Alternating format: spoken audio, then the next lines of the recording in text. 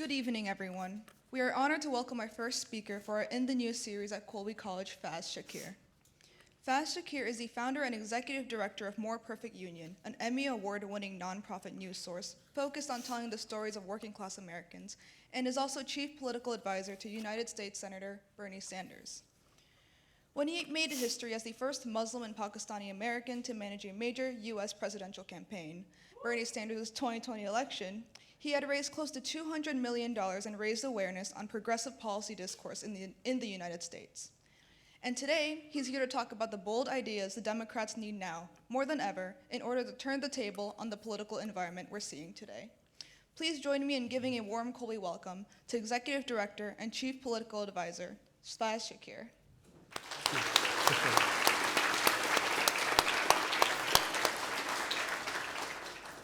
And I should also take a moment to introduce our incredible student moderator, Anthony Smescu, who is joining us here on stage. Very excited that you're up here.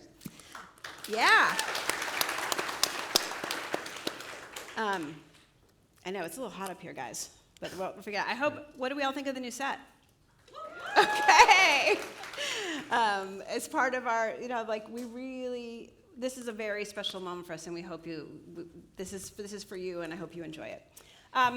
Faiz? Hi, Allison. Thank you for the invitation. Beautiful campus you got here. Yes, you got to take a little bit of a walking tour. Yes, did you get to the baseball field? Yes, I did. Okay, Faiz is a baseball guy. Yes. It's great to see you again. Thank you for kicking off our In the News. Yes. I imagine we're going to talk about a lot of things. We're going to talk about income inequality. We're going to talk about why establishment Democrats maybe aren't getting, like people with money, it's not really connecting for people. Maybe we'll talk about oligarchy, who knows. And we'll talk about whatever the students want to talk about. But let's just open with what we really titled this talk about. You've been in Democratic politics for a very long time. You've worked for a lot of people in the establishment. You now work with Bernie. What are the Democrats getting wrong, and what is the path forward for them winning elections? Well, thank you for the invitation. It really means a lot. And Allison and I worked together at the ACLU, and she was a fantastic executive director of that organization. I'm sure she's doing a fine job here. This all looks amazing. So thank you, Allison, for bringing me here. By the way, guys, it's a beautiful day outside, and you are all inside. So you've raised the bar on me. I will do my best to try to make this worth your time. I mean, if I was in college, I would probably be outside, and I appreciate that you guys decided to make this worth your time and come here. I'll start before I get to the question. I was reflecting on the sad news today. I didn't know Charlie Kirk myself personally, but I appreciate the role that he had been playing to mobilize the grassroots and engage citizen action in this country. I mean, regardless of where you stand, my views are around mobilizing people to be caring about civic education in America, regardless of where you come from. And obviously we have too much political violence in this country. We've now seen, a Minnesota House Democrat get shot. We've seen Steve Scalise, who's the second leading House Republican, get shot. We saw Nancy Pelosi and her husband go through trauma. Obviously, our sitting president of the United States attempted to get assassinated. Too much. It's crazy. My own political views, and I don't want to make it political. It's obviously we have too many guns in this country, in my view, and they're just too easy to get. And when you combine the fact that you have too many guns with also a mental crisis issue, which in my view is in part metastasized by our growing wealth and income inequality in this nation. When you combine this, the job and the responsibility of those of us who are engaged in politics, I think, is to know that our words fall on the serious and delirious alike. That if we're engaged in political advocacy, and I'm mindful of it myself, that you never know how many people are going to receive the words that you're saying. And for all of us who are in the political arena, I hope we're mindful that we can be strenuous advocates of a position and allow for there to be disagreement against that position. And I know it exists in society, and I know it gets harder. And I know for many of you coming into the political process, it feels harder. But I want you to embrace the idea that, hey, just because you disagree with me, you are not the enemy. And in fact, a lot of the places, when I start these conversations, and I hope you'll know this, that I want disagreement. So if you're feeling at any point, hey, I don't know if I agree with them, please know that I am asking you and welcoming you to raise your hand and say, hey, I feel differently, and here's why. That's what I want to hear. I want to hear the here's why. So with that, you're heading into the modern Democratic Party conversation. And in my view, I have been working for Bernie Sanders for now 7 or 8 years. And he is, I think right now as we talk, the most popular elected leader in America. And I think there's a reason for that. And there's the notion of what is a public servant. What is a public servant? Those of you who are older, hopefully you'll agree with me that there's a time, remember that if you sign up to serve, you remember first and foremost the job is to think about others beyond yourself. That's the bar. Otherwise, don't run for office. You are holding office to sit in judgment of others and to think about caring for others. And unfortunately, in part, again, in my view, because of greater wealth and income inequality and the political corruption and the economic corruption that we face, you have more and more people wanting to hold public office for the wrong reasons, which is to either maintain the wealth and the comfort and the security of themselves and the people they know, rather than the people who need it the most. And as a result, Bernie Sanders is the most popular elected official in America. Because I think one of the things associated with him, and I confirm to you that it is true, that he truly gives a damn about serving others. And you can disagree with him, you say, this policy I don't love, or I wouldn't do it this way, but one thing that's unquestionable about his life in the public arena is that he's doing it to try to improve other people's lives. And right now we're struggling with that notion. Are there people who both want to engage in the ethic of public service, and then do the second part, which is also associated with Bernie Sanders, which is fight some difficult fights. And right now, the toughest fight, and why the modern Democratic Party is struggling, is that we're dealing with wealth and income inequality, class issues. And taking on wealth and power is the most uncomfortable I've seen it ever been for a Democratic Party. It is struggling its way through the influence of super PACs and all kinds of crypto, AI issues, which we're going to get into in the Q&A, I'm sure, because I'm going to have some questions for you guys, because I want to know how you're thinking about it. But the modern Democratic Party is suffering from a lack of, right now, integrity of wanting to both meet the bar of public service and take on class-based economic fights on behalf of people who need champions the most. So class, it's going to come a lot down to class. The class language, the class consciousness, Okay. class consciousness has been lost. It used to be, if you were a Democrat in the 1950s, 1960s, 1970s, you were understood to be for the underdog, the blue-collar worker. In fact, if you go around to places like, Bernie and I have traveled to places like West Virginia and, Idaho and Montana and all kinds of red, quote-unquote, red areas. And if you hear people tell you about the Democratic Party, they say, I like the old school Democrat. You get some old people say, I like those old school Democrats. What's an old school Democrat?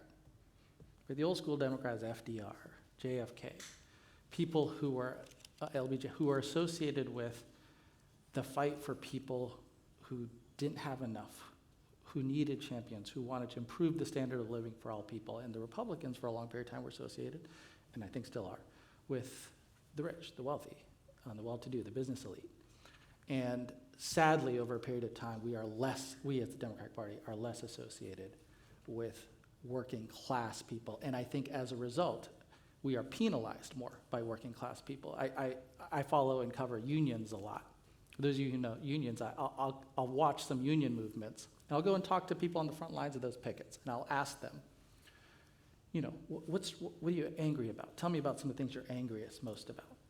Well, I'm really angry at my union leadership. Sometimes that comes up a lot. I say, well, that's interesting. What about the company boss, the CEO?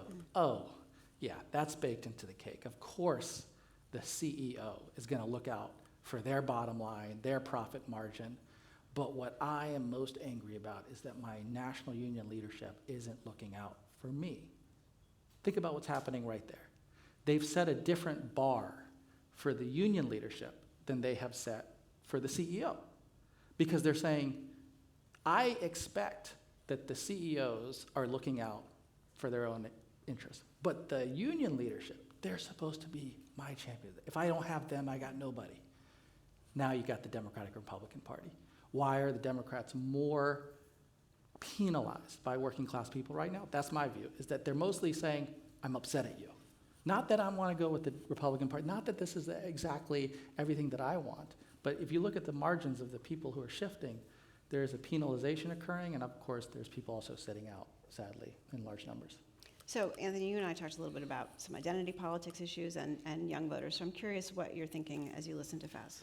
Yeah, so, I mean, you mentioned Bernie traveling to traditionally red areas throughout the states.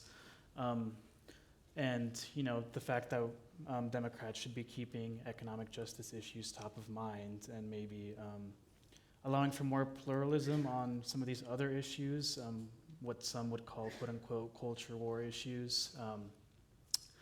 But it seems to me that maybe the voters who identify with those issues fiercely tend to identify with the progressive wing of the Democratic Party. So my question to you is, how can you sort of keep economic justice top of mind and, you know, allow for more pluralism while not risking the alienation of those traditionally progressive voters?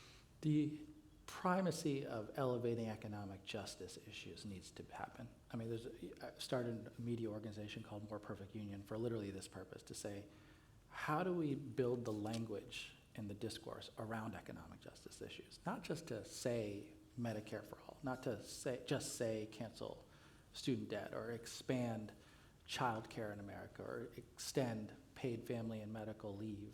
You know, there are a whole host of those issues that I think if I say those out to this public, I suspect you're all like, yeah, I agree with that.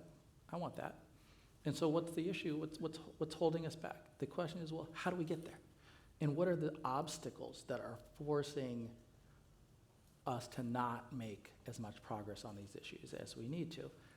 I think people are expecting and wanting Democratic leaders or any political leader to say, I not only want childcare in America, I not only want to make public colleges and universities easier to access for everybody, but tell me a path. How are we going to move there? Are you willing to take on powerful elites in order to accomplish it? And a lot of people, quite frankly, are not. They don't even have enough of the discourse and the language of the issues that are confronting working class people. So when you go back to the issues of the Democratic Party, I would say that we were strongest and have been our strongest when we're a grassroots party, when we're more associated with people. If, you know, this is why I love working with Bernie. He's a grassroots politician. Allison was in the audience, and then maybe some of you were when he went to Portland. We had 7,000 people who were there that night. It was a couple of weeks ago, and he cares about that people who show up, we then go back to them and ask them to do volunteer actions. We engage them as grassroots volunteers. Now, if I go to the Democratic National Committee right now and I say, hey, show me what your grassroots actions are, they don't have any. They don't do those kinds of events. In fact, we were out, sadly, you know, we've gone and met with, you know, a number of state parties on this tour, and we'll meet some of the executive directors of the Democratic Party, and Senator and I will ask them, how many grassroots volunteers do you have? And the poor people in West Virginia told us, we don't even know what you're talking about. They literally didn't know. They said, we have a voter file. No, not a voter file. I got that. You have a voter file. But what about people? Do you have people on your list? Do you engage them? Do you do events with them? Do you talk to them? The answer was no.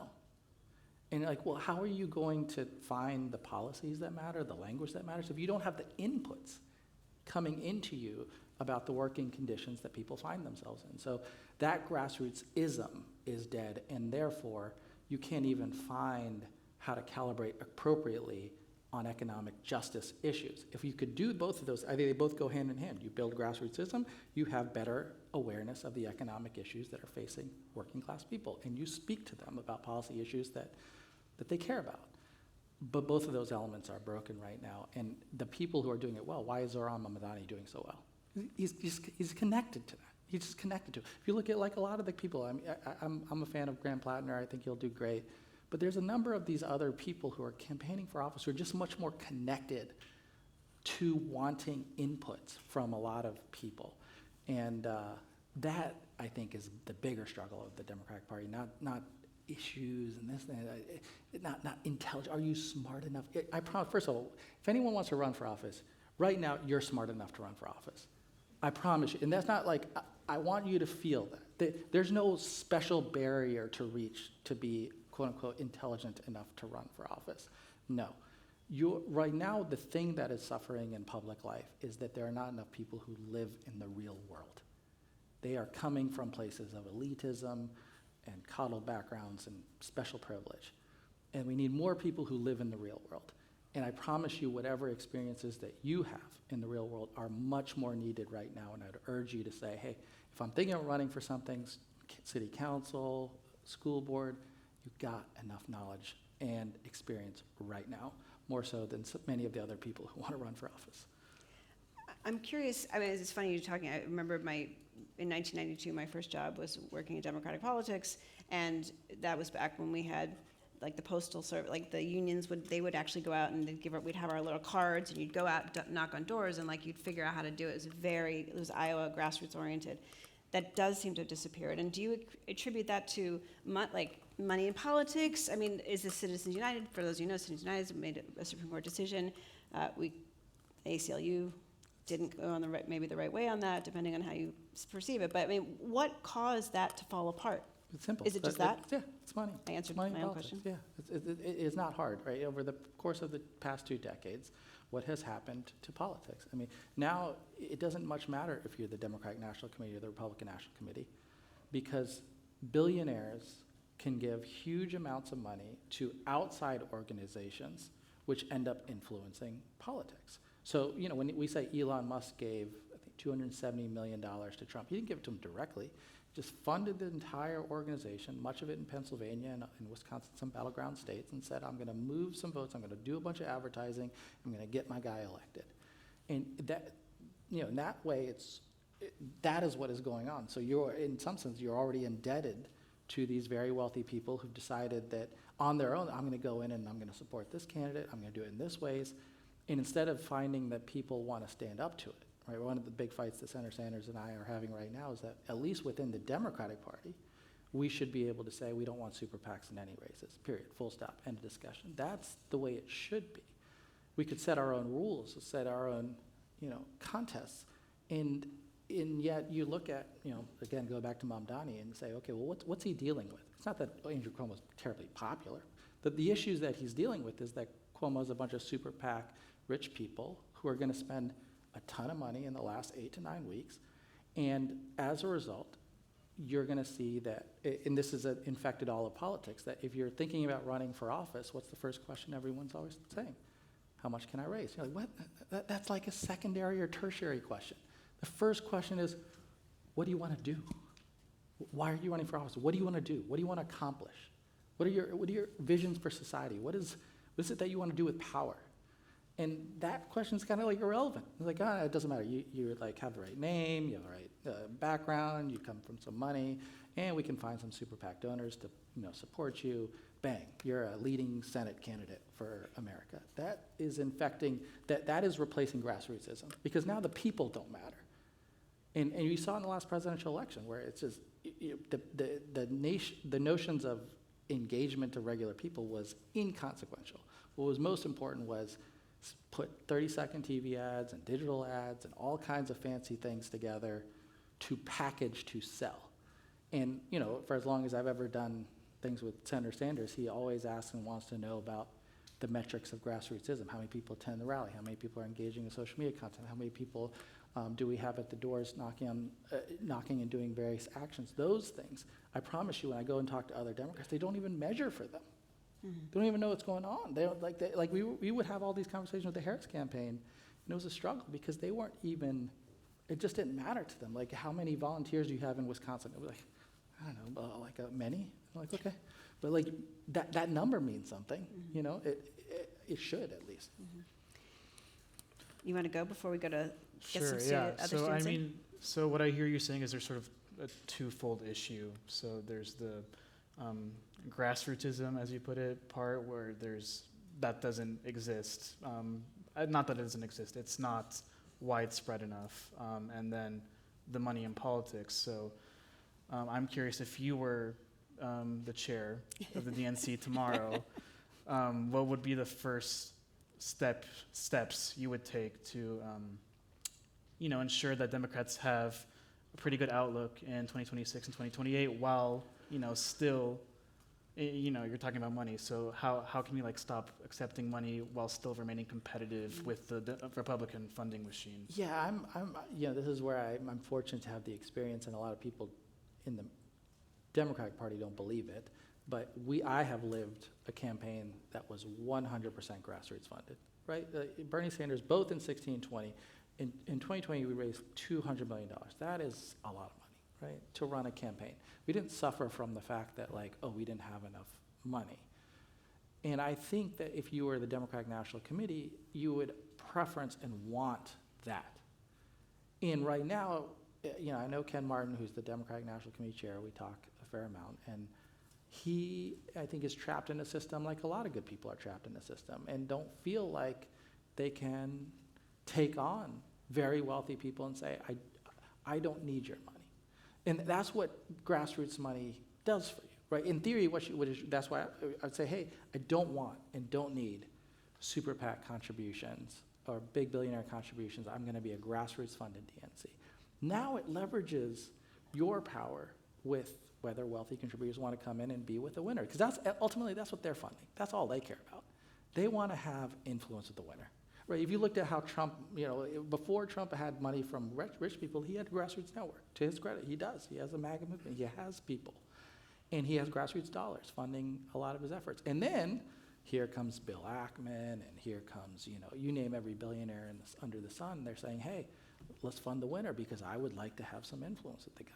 So that, in my mind, then you have to say, and I think Trump benefits a little bit from this in perception. I don't think it's the reality, but in perception, as he governs, his base tends to think wrongly that he is compelling the billionaires to follow him. He is not following the billionaires. He's making the billionaires bend the knee to him, right? And in that way they think, hey, he's in charge.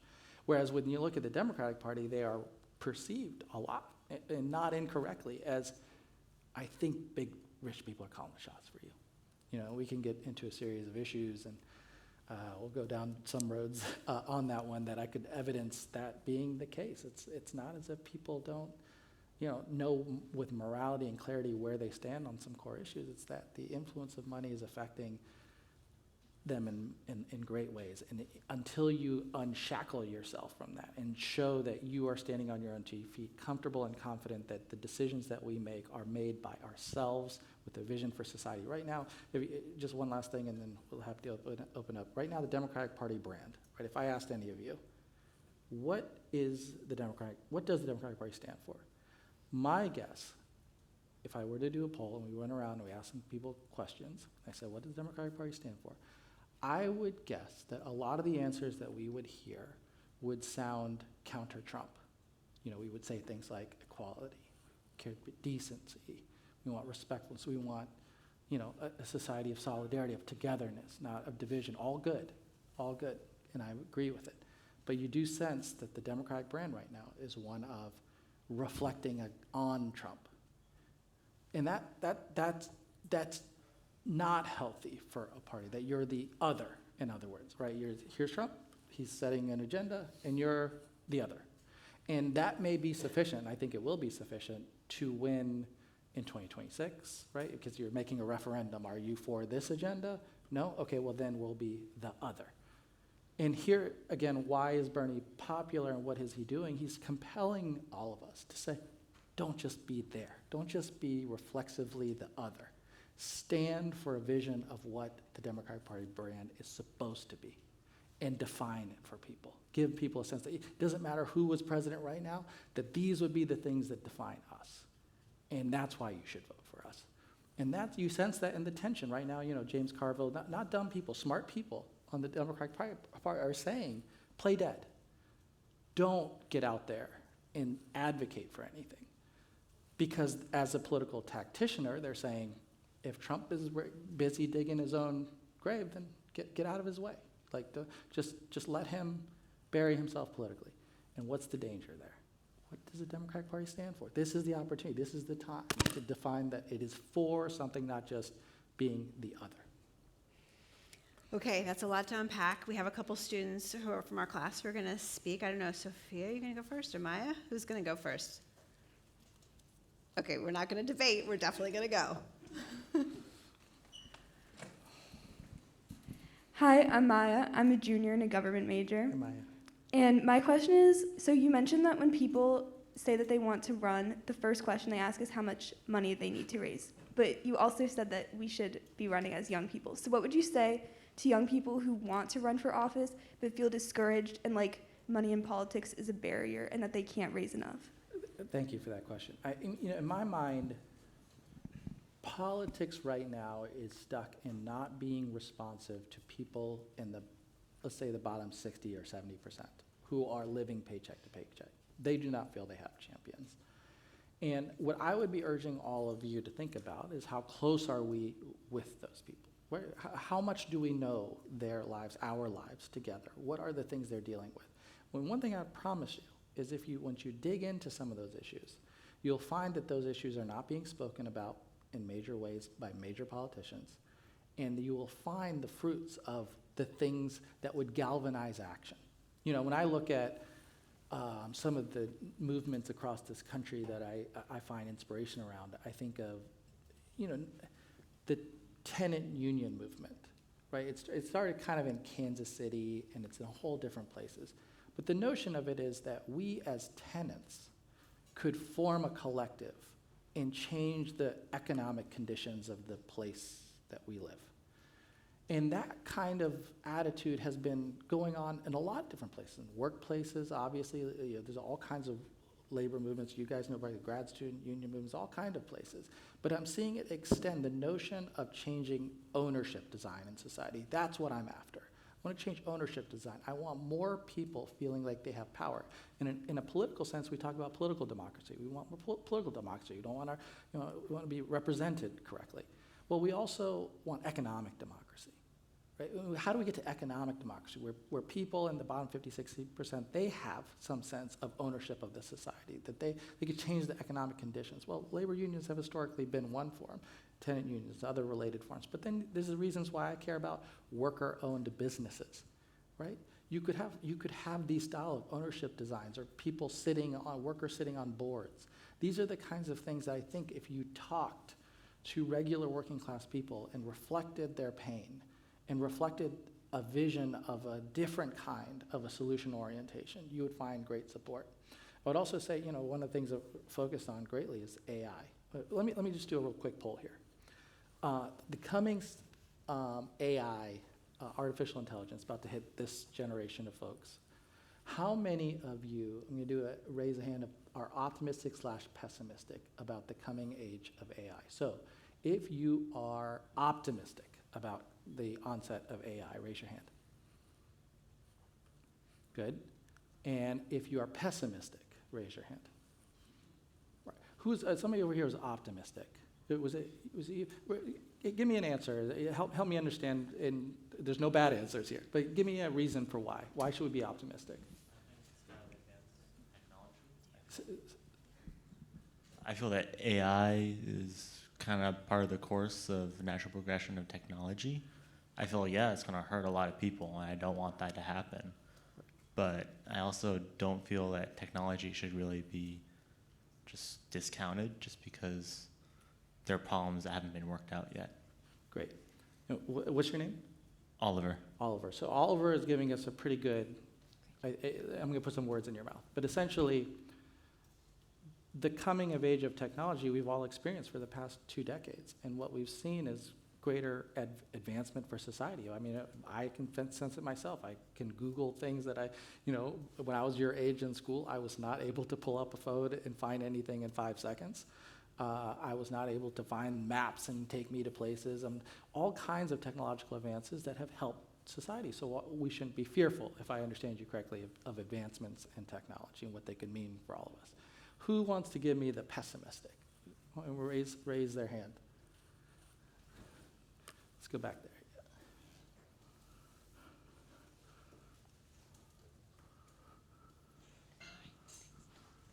this on? Okay, cool. I'm Kira, and on the pessimistic side, I'd say that AI in general replaces a lot of functions that we would consider as part of higher thought process, but not necessarily at the level that I would say is, correctly observant of what humans can actually do. When I see students looking to AI to answer their homework questions, or in broader aspects, looking to AI to solve problems that we previously used people to do, it brings kind of a sense of unease, because we're using this program that isn't quite necessarily accurate and isn't necessarily the best option out there to take away from the functions that we had once considered to be what made us uniquely human, or of a higher power in terms of, what we can do with what we've got going on up here. So that's what's in my head. Thank you. I really appreciate the contribution. So this is a roundabout way to get back to your question. So you asked, I'm running for office. How would I know what to go talk about? I hope you're seeing a process that maybe you could replicate. I've asked people to give me a sense of where they stand with things. And you're probably wrestling with this question too. One thing I'm sure about is I know a hell of a lot of people are wrestling with that question, right? And they're looking for representation. Is anyone thinking about these kinds of things? Is anyone looking out from a perspective that I want to see in our politics? So without even saying that, hey, we could stop AI, forget about that. Think about, what about my views being represented? And right now we have a politics that isn't capturing those views. I promise you that. Right? I follow the Senate and House closely. I watch, I'm pretty politically engaged. And if you think about all of I lean pessimistic, I lean concerned, right, for a variety of reasons on AI. In the sense that right now we have essentially 4, 5, 6, 7 companies that have inordinate control over the economy and our politics, right? You take Google, you take Amazon, you take Microsoft, NVIDIA, you name it, Oracle today, huge. Like those people, they stand to benefit greatly, right? And they currently have a lot of power over politics. And how would it be executed and designed? Well, could we find ourselves in a place where jobs are limited? How many are worried, do we have any seniors here? Raise your hand if you're a senior. Great. How many of you are worried about the job market because of AI? Fair, little bit? I don't know. One of the things I'm wrestling with is the job market changing under your feet? And I don't know the answer to that, right? I.e., like 5 years ago, 10 years ago, were there jobs that were available, now are not. The statistics indicate that's happening, but I don't know how quickly that is happening. And I wonder, and I want to get closer to this, right? Again, to the running for office, to find substantive questions that are on people's minds and to try to figure out how to best to represent them from a working class perspective.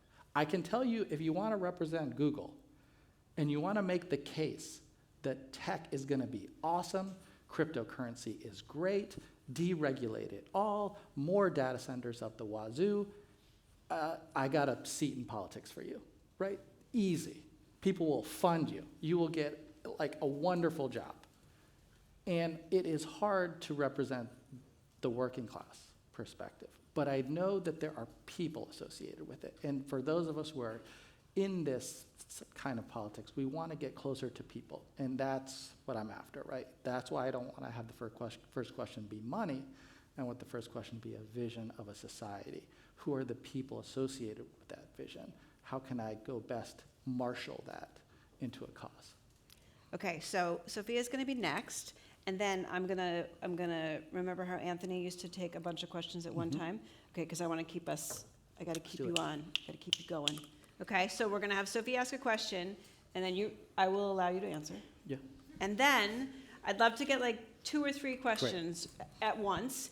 And ideally, especially, if there's someone who's like something's not resonating, or you're like, we've got some econ students here, we probably got some computer science people here, so jump in, and we'll get a little few more voices in the room. Sophia, go for it.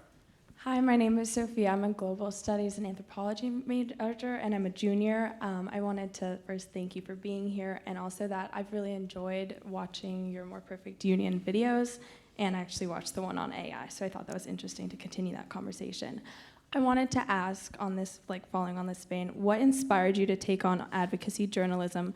And can you tell us more about your process in founding More Perfect Union from both a business and personal standpoint? Yeah, well, so thank you for the question, Sophia, appreciate it. I'll be very quick with this one because I want to get to your questions. I'm coming out of the Bernie Sanders campaign, and I'm reflecting and seeing the problems of working class media. And a lot of times when I talk to reporters, and Senator Sanders would rightly be annoyed and say, hey, the things I'm trying to talk about working class people, you don't find very sexy or interesting. You don't seem to want to do, media pieces on it.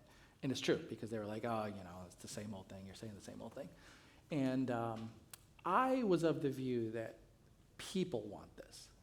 And I'm trying to make the argument to the media that, listen, I know that you don't think it's interesting, but I promise you there are lots and lots of people who care about how much power the oligarchy has over, just take Medicare for all as an issue. You could literally run a station on healthcare alone, in my view. The dysfunctions of this healthcare system, now the rural hospital closures, not enough doctors and nurses in society, not enough dentists. You could, United Health Group playing, in my view, a negative role. All these kinds of things you could spend a lot of time talking about. And there's just so little interest on the media's part. And so I said, okay, well, I'm gonna try to do it on my own, right? I'm gonna model the thing I wish CNN was doing, or that MSNBC or Fox News was doing. I'm gonna try to model it. And thankfully, I think we're doing pretty good. Better than I thought we were gonna do. So, we're on YouTube, which I'd urge you all to subscribe, please. Like and subscribe. YouTube.com/moreperfectunion.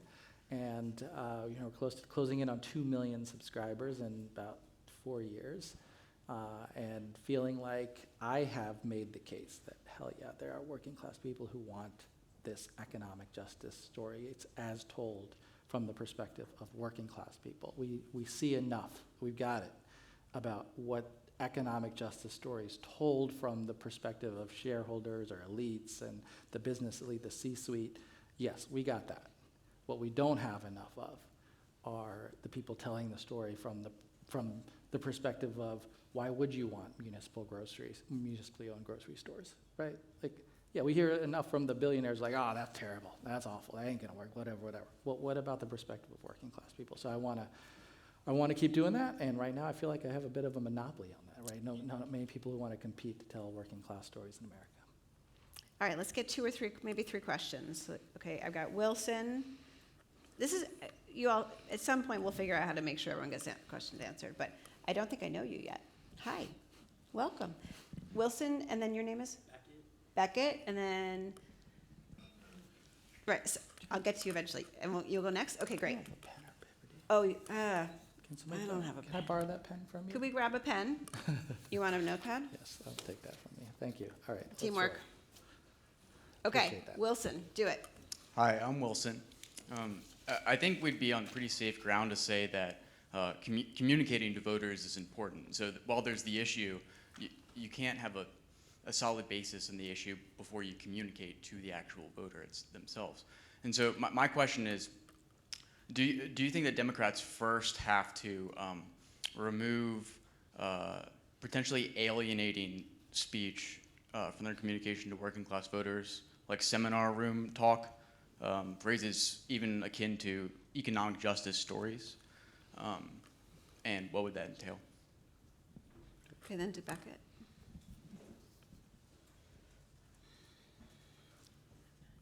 Hi, I'm Beckett. I'm from Milwaukee, Wisconsin.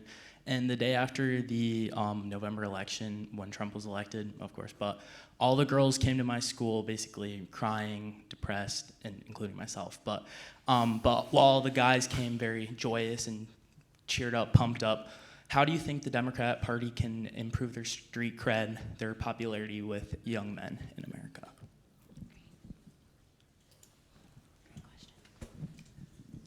Hi, my name's Ashley. I'm a sophomore economics and government double major.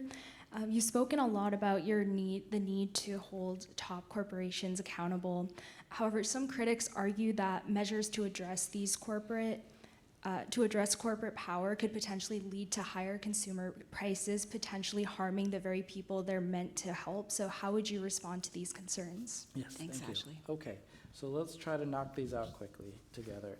Language of Democrats. You know, I tend to come from a different place, Wilson, where I see folks whose ideology are complicated. I don't see people in left-right spectrums as much, you know, and I think our politics tends to boil them down. That, well, you know, if you say these words on immigration, and then all Latinos like to hear this word, comprehensive immigration reform, whatever it might be, or then, you know, if you're talking to blacks, you're going to talk about this, you know, racial justice issue. That is a broken set of politics. And people, regular people, when you get into working class settings, when you have grassroots engagement with people, you find that regardless of your skin colors, you have very complicated views on criminalization. Do we have too much jails? Do we need more police officers? Do we need less police officers? You find these are complicated issues. And my view is that too often we elevate some of these issues that you're talking about, whether immigration or racial justice, social justice issues, in part, in my view, because they're trying to avoid class. We're trying intentionally and purposefully, instead of talking about the things that bond us all together. I mean, I see it with Fight Oligarchy, right? We hear 35 events, Bernie Sanders, 21 states. Here's unquestionably the thing that is bringing people together right now to say, yeah, yes, take on a rule of elites that is a sense of callousness and immorality that I just disagree with. Well, what's the struggle? Why can't we do that? Well, you know, it comes with friction for them. It's too much cost for many Democrats. So instead, what you end up finding is, okay, well, we'll do a version of identity politics instead. In some sense, it subsumes class politics. So now I go into a working class setting and I start talking about a lot of identity-based issues. And you probably see this with candidates. I'm not insensitive to wanting the first, you know, member of whatever house to be gay, to be black, to be tribal, to be, you name it, right? Like first, how many candidates do you see who first come out of the gate? They say, hey, this is my identity. This is why I'm running. I'm so special. Like, I just recoil at that, to be honest with you. I get a little bit frustrated with that because I'm like, no, dude, it's not about you. You're fighting to represent people. I appreciate that you are, one of a kind. I am the first Muslim American campaign manager. Where's my applause? Right? No, forget that. I don't need it. I don't want it. Like, I want to, like, if I have this awesome responsibility in my job to represent people. So oftentimes I'm finding identity politics where we start with the frame of work. I'm special means that you're somehow already indicating to people you're different. Right? I am different than you. Like, no, let me start with how we are the same, how you and me are on the same team in the same fight, which then gets into our gender breakdown.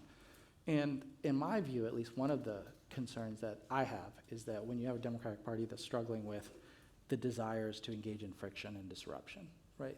That's what is going on, is some of what is needed in politics is a willingness to disrupt the status quo and to do it with an embrace of friction, that you are willing to say, that person disagrees with me and I disagree with them and this is where I stand and they are wrong and I am right. And that's politics, that's healthy, right? It is helpful. And in some of these things, like in AI, you're gonna find that you're gonna have to take some stands, take some fights.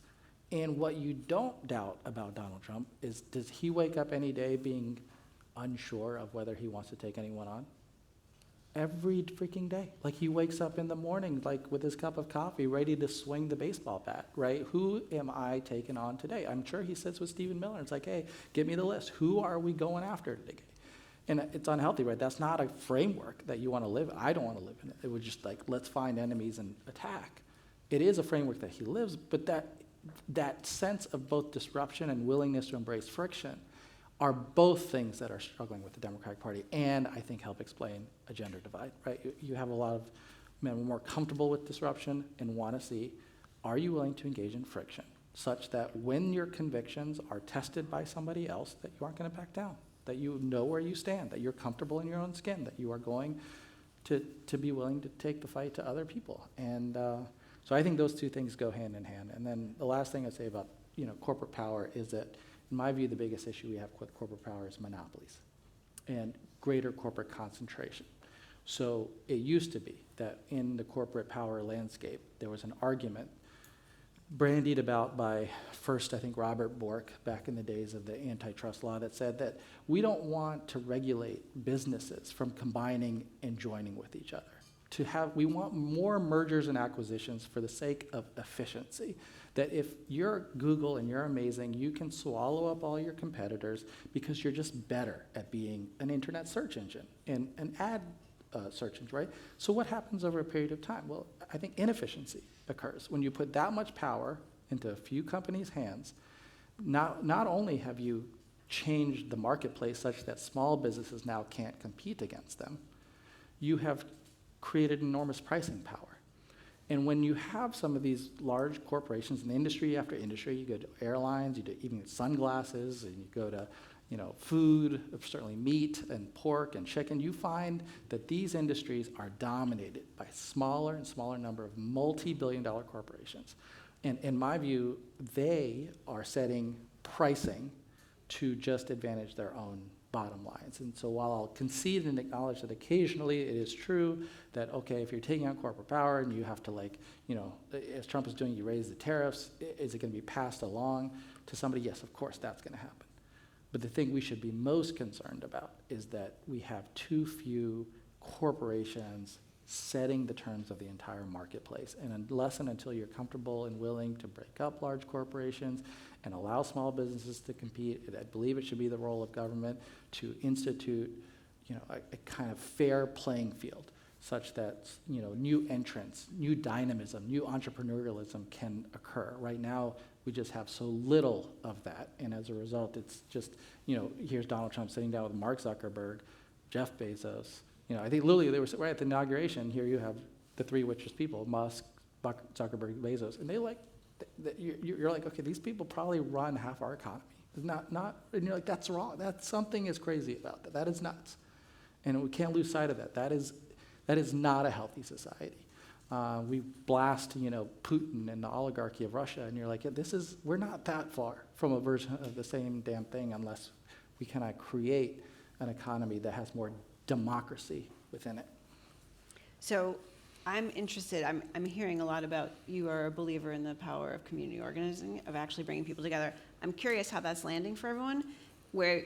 From where you sit, does that resonate? I also want to hear whatever you want to ask, but I'm just curious, are you buying what Faiz is selling, that this is actually a path forward in politics? I'm not selling, I believe it.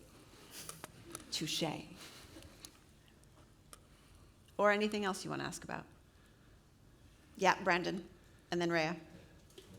And then Anthony, I want to know what's going on in your head. Hi, Hey, Brendan. Hey. Wow. I'm Brendan. I'm a government and German studies major. I'm a senior. And my question has to do with the primaries that Senator Sanders has participated in, because I hear your point and I agree that working people want an economic system that works for them. But Senator Sanders twice now has lost to the establishment candidate, or the candidate that's more moderate on a lot of other issues. So I'm wondering how you think the Democratic Party can not lose track of these economic incentives while still keeping working class voters that might disagree on this issue or that issue. You want to hand it over to Rhea? And then we'll get Claire, and then we'll let you go back. Hi, I'm Rhea. I'm a sophomore government environmental policy double major. My question has to do more with Bernie Sanders himself. For the better part of my memory, Bernie Sanders has been the cornerstone of the far left, or even just the left in the Democratic Party and in American politics. Bernie Sanders is now 84, unfortunately. What is the path forward for this left, or this sort of dissent from establishment Democrats in the party, or even just in government? You want a hand behind to Claire? Hi, my name is Claire. I'm a senior. I study government and philosophy. Thank you for talking about grassroots mobilization. My first job was canvassing, and so it holds a special place in my heart. But I'm pessimistic. I think we are past the point of knocking on doors and writing postcards and talking to voters on the street corner. We're in an age of algorithms, of big money, like everything you were saying. So help me understand, if that is truly how we can get back to a more perfect union, how are we going to do that? All right, thank you, Claire. All right, so let's knock these out. So Bernie, why didn't he win? Why didn't Bernie win? So that's pretty simple in my view. If you're a democratic socialist who believes in Medicare for all, and you are going to be the standard bearer of the Democratic Party, do you think that there are traditional normie Democrats who are going to have concerns with it?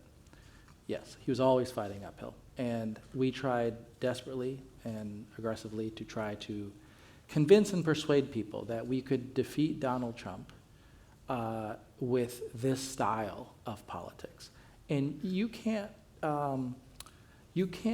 be too upset at people who say, well, I want to believe you. I know that the polls indicate that. And I know you have a lot of grassroots donors. And I know you got great popular support, but we've never tried this before. That's the number one thing I heard. It wasn't that, oh, I hate Bernie. No, absolutely never. No, never. Especially among regular people. Like you go out in the world, one thing on Twitter, right? Twitter discourse. But if you got regular people and you talk to people in North Carolina or, in this wonderful great state of Maine and you ask them about Bernie Sanders, you'll find, regardless of where you're at, hey, respect that guy. I know. And would he have done well? Yes, I think he would have done well. However, people in the Democratic Party, and at the end of the day, we lost. And on Super Tuesday, we were in the lead, and then we lost 8 of 12 states, and 4 of them the margin between winning 8 of 12 versus 4 of 12 was like single digits, like in Massachusetts, Texas, Minnesota, a few other places where we came very close.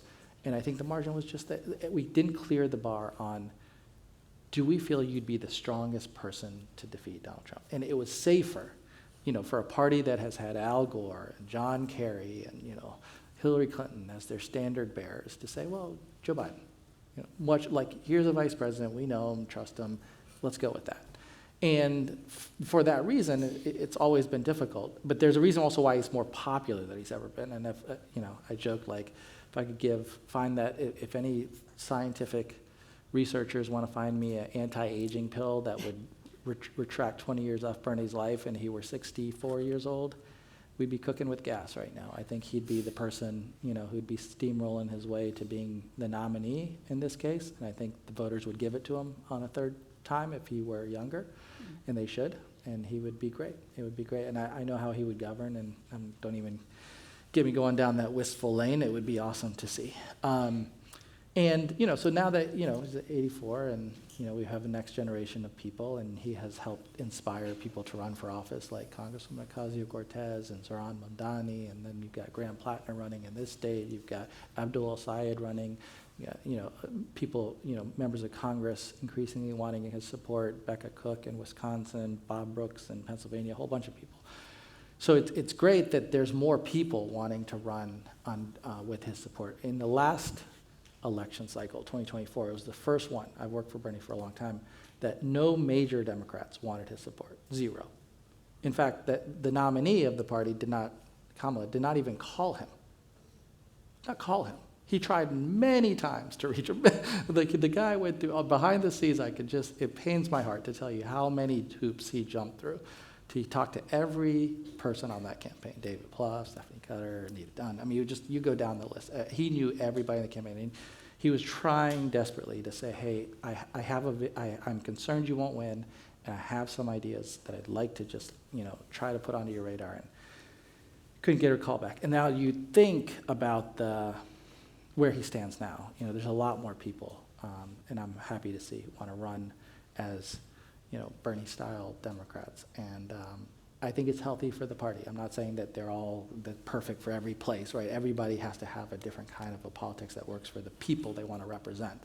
But this desire to take on powerful actors, a desire to have integrity in conviction of public service, and a desire to improve our healthcare system, for sure, that those are kind of clear Bernie Sanders goals, and I think anyone running on that would do very well. And then the last thing was on, so I'm not saying go knock doors.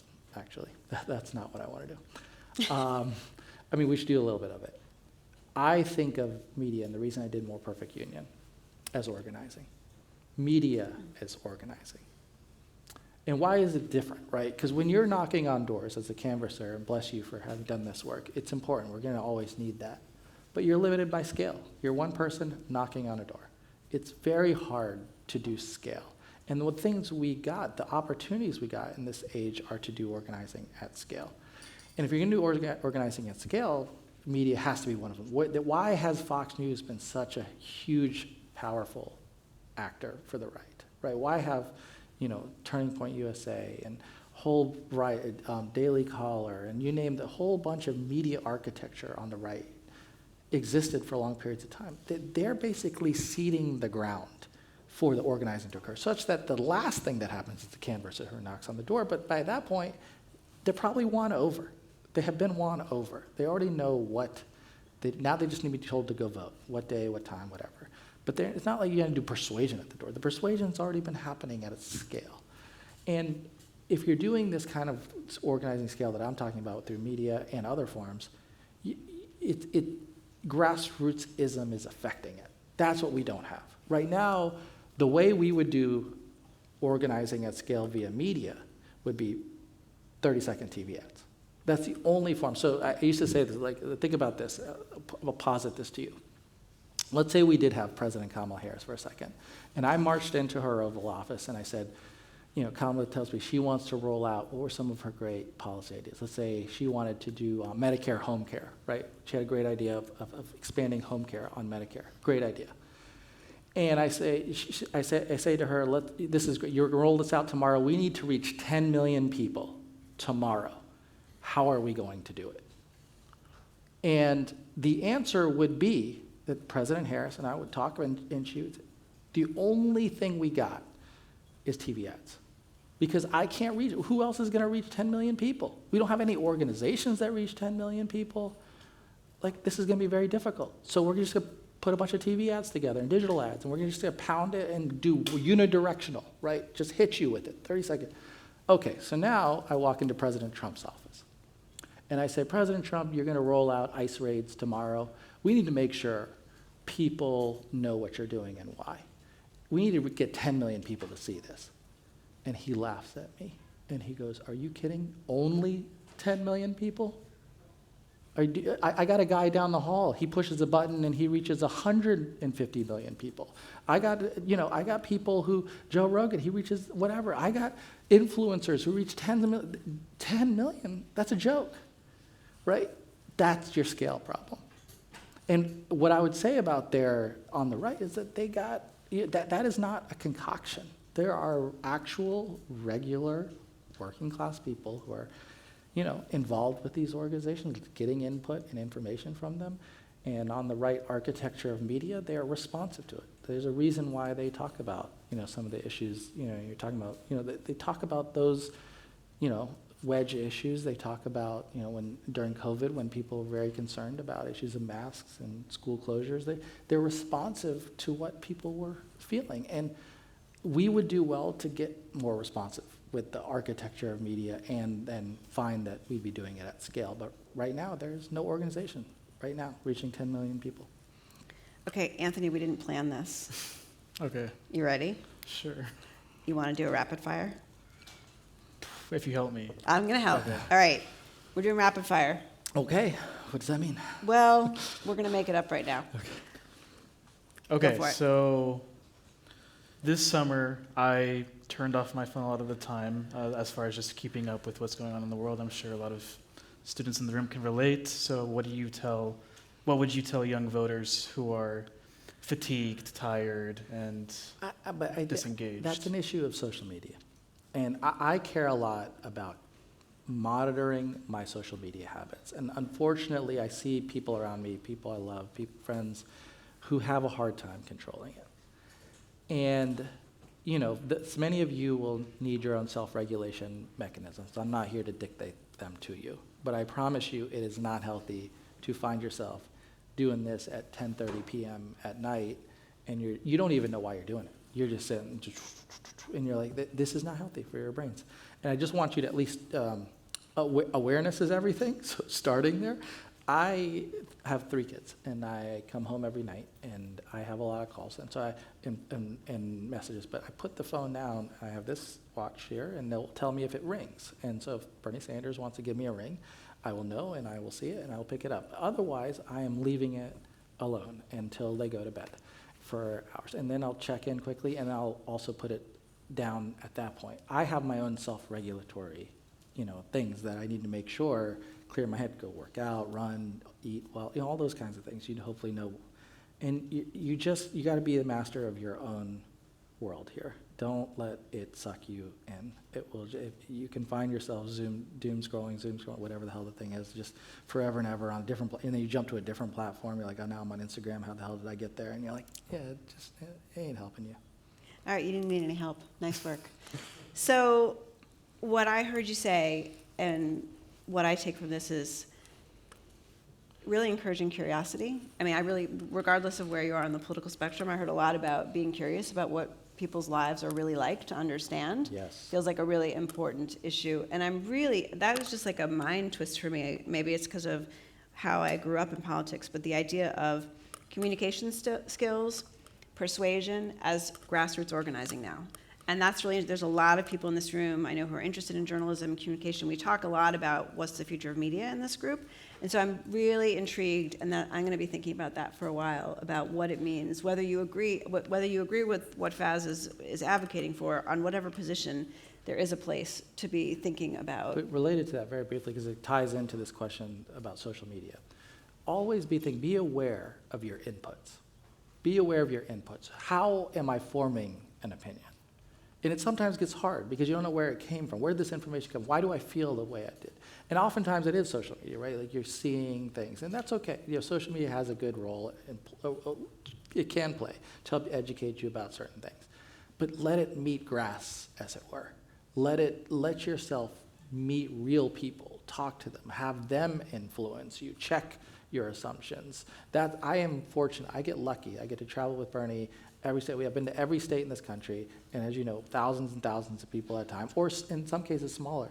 And it subconsciously affects me. I've been lucky in the sense that I've just gotten to see so much, and it helps me have a more perfect union, that I have a better sense of touch points of like what people actually think and care about. But if you were not in that fortunate place, just to know, be aware, how am I forming this input? I see this all the time with journalists, right? They'll call me and they'll be like, oh, I'm really interested in this question. I'm like, all right, I got it, I'll answer your question. But like, why do you think you're interested in that question? Just first off. Like, who has access to your inbox? Who pesters you? Who wants to feed you this, right? Like, just be aware, and then we'll talk about it. But oftentimes I find that people are like not even aware of like, well, I'm doing this, and I found that this is the most important thing, I'm gonna go do it. Like, right, because you got fed a certain line of thinking without questioning it. And the biggest challenge we have is, can you get those inputs to be from people who don't have lobbyists, who don't have power, who don't have wealth, who don't have privilege? How do you find those inputs? Big challenge, right? It's not easy, but you gotta force yourself to find it. All right, well, we violated the In the News rule of stopping at 7 o'clock exactly. But I'm here for you guys. So I want to give a huge round of applause. Thank you for joining us, guys.